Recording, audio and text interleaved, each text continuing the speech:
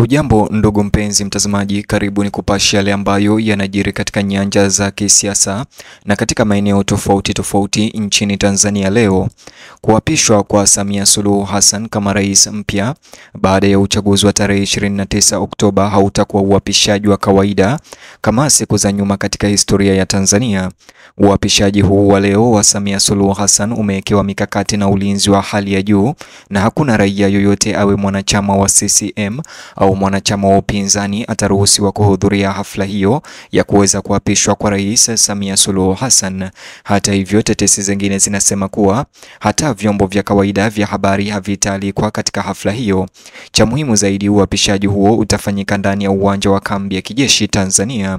Bonyeza alama like kisha bonyeza neno subscribe na alama ya kengele chini ya video hii kabla ni kuelezea zaidi kuhusiana na matukio haya ya leo ya kuapishwa kwa Samia Suluhu. Katika chaguzi na maandamano ya Tanzania, leo ni kumbukumbu ya wakati ambao utaingia katika historia ya kisiasa ya nchi hii.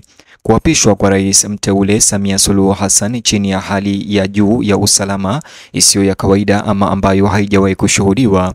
Tofauti na uzinduzi wa awali ambao ulivutia umati mkubwa wa watu na sherehe za kitaifa wakati wa kuapishwa, sherehe hii ya leo itafanyika chini ya kizuizi kikali cha kijeshi, ikiashiria hali ya wasiwasi inayolikumba taifa tangu uchaguzi wa Oktoba tarehe 29 uliozozaniwa kwa maandamano.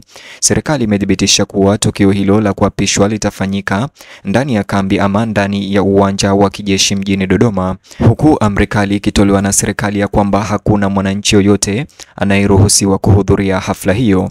Haya yanajiri huku kukiwa na maandamano makubwa ya kupinga uhalali wa uchaguzi wa Tanzania, na maandamano ambayo yameenea katika miji mikubwa hivi majuzi.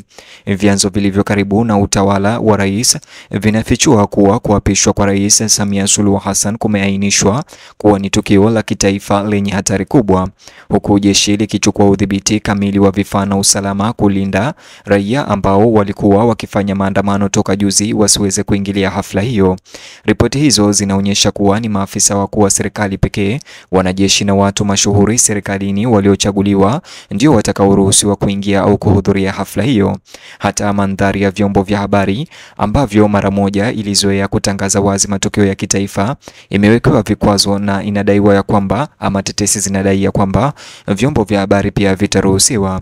Uchaguzi na maandamano ya Tanzania yameifanya serikali kuwazuia waandishi wa habari wa kawaida kuhudhuria sherehe hizo na kuchagua waandishi wa habari wa kiserikali kuhudhuria, huku kituo cha utangazaji kama vile cha serikali TBC ikiwa ndio mtandao pekee ulioidhinishwa kurusha moja kwa moja tukio hilo na kuruhusiwa kutembelea hafla hiyo. Mvutano huu unaozingira uchaguzi na maandamano ya Tanzania unaendelea kutawala mijadala ya kitaifa.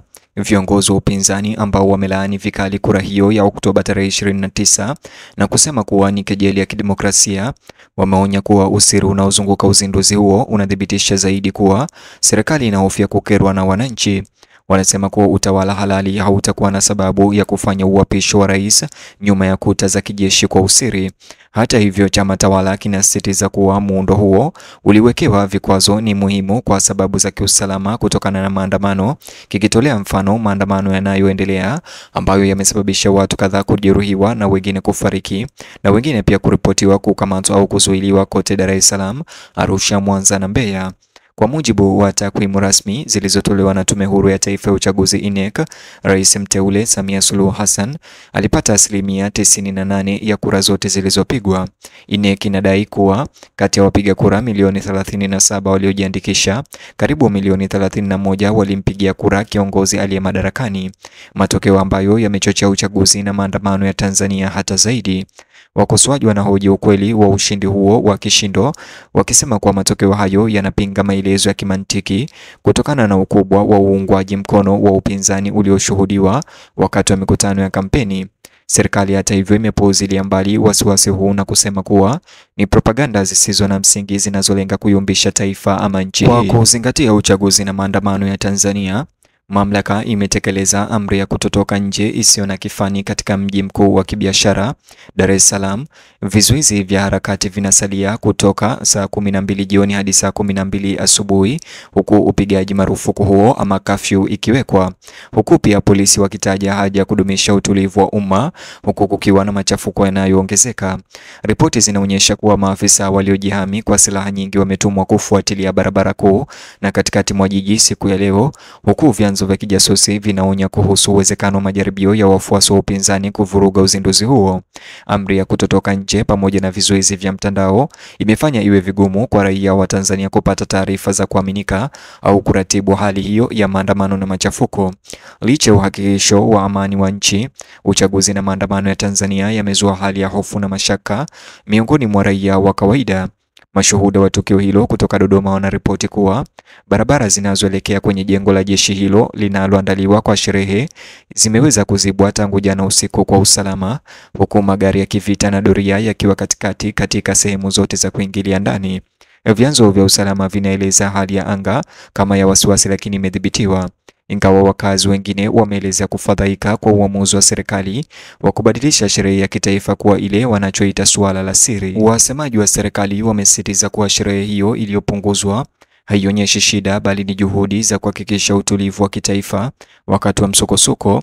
Hata hivyo, wakosoaji wanahoji kuwa usiri huo na ubinafsi wa hali ya juu unasisitiza jinsi chaguzi na maandamano ya Tanzania yalivyotikisa imani katika utawala wa sasa. Waangalizi wa kimataifa pia wameelezea wasiwasi wao, wakisema kwamba ukosefu wa uwazi wakati na baada ya uchaguzi ni kikwazo kikubwa kwa taswira ya kidemokrasia ya Tanzania katika Afrika Mashariki. Wakati TBC ikijiandaa kurusha moja kwa moja hafla hiyo kutoka Dodoma na vyombo vingine vya habari vikizuiliwa, wananchi kote nchini wamebakia kutazama televisheni na redio zao wakitarajia kuona mambo yatakavyokuwa. Kwa wengi, wakati huu unawakilisha mwendelezo na kutokuwa na uhakika, mwendelezo katika uongozi lakini kutokuwa na uhakika juu ya mwelekeo ambao nchi ya Tanzania itachukua kufuatia uchaguzi na maandamano ya Tanzania. Upinzani unaendelea kudai marudio ya kura hiyo, ukitaja kasoro nyingi, uvurugaji wa kura na vitisho vya mawakala wa kupiga kura. Wakati sherehe za kuapishwa zikiendelea leo, uchaguzi na maandamano ya Tanzania yanasalia kuwa kiini cha kutokuwa na uhakika kwa taifa. Ushindi wa Rais mteule Samia, ingawa umetangazwa rasmi kuwa mkubwa, unaendelea kutiliwa shaka ndani na nje ya nchi. Viongozi wa upinzani wamesusia uzinduzi huo, wakisisitiza kuwa hawataitambua serikali wanayoiona kuwa haramu. Wito wa kutotii raia umeongezeka, huku waandaaji wakipanga maandamano zaidi katika siku zijazo. Mwisho wa siku, uchaguzi na maandamano ya Tanzania yataamua kama wakati huu utakuwa ishara ya udhabiti au ukandamizaji. Wakati serikali ikiwasilisha kuapishwa kwa Samia Suluhu Hassan sasa hivi kama hatua ya kuelekea umoja wa kitaifa, uamuzi wa kulitenga tukio hilo na wananchi unazidisha hisia za hofu na mgawanyiko. Ulimwengu unatazama kwa karibu wakati Tanzania inasimama katika njia panda kati ya kurejesha imani kwa taasisi zake za kidemokrasia au kuzama zaidi katika machafuko ya kisiasa ambayo yanaweza kuunda hatima yake kwa miaka ijayo. Mtazamaji, nijuze maoni yako upande wa comment section kuhusiana na kuapishwa huko kwa Samia Suluhu kwa kibinafsi au kwa usiri ndani ya uwanja wa jeshi. Vile like video hii kisha subscribe na ubonyeze alama ya kengele, alafu bonyeza kiboksi hicho kwenye screen yako kitakuelekeza katika taarifa ama habari zetu zaidi.